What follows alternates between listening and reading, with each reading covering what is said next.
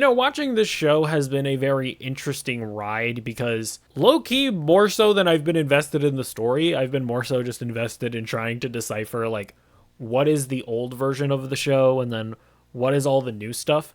And I feel like at this point, I kind of have it all figured out.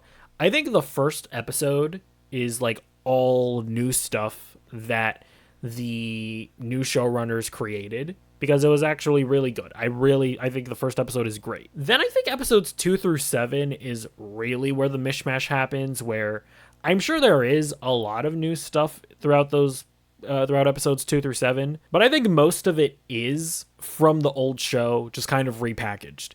And I mostly say that because I thought the first episode actually had really good direction, really good cinematography, really good pacing and whatnot. And it was just kind of absent from episodes 2 through 7.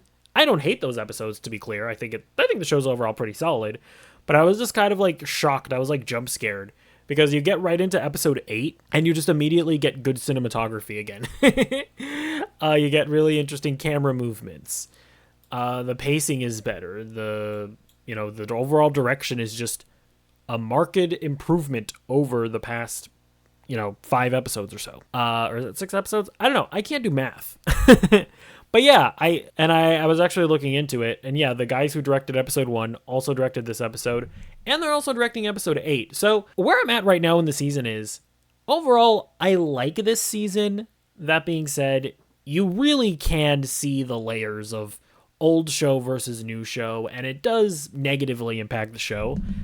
However, I'm leaving it having enjoyed it, and surprisingly optimistic for a season 2. Like, I actually am interested in seeing a second season from this new creative team.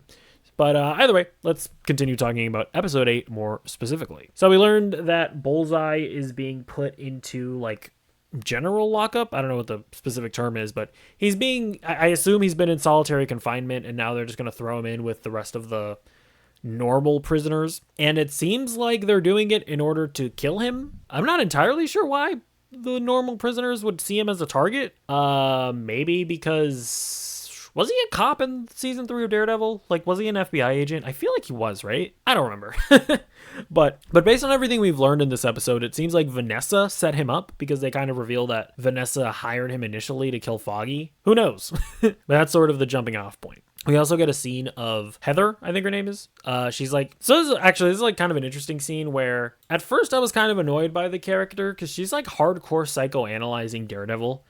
And there's like a weird moment where she's like, Daredevil didn't save me, I saved myself.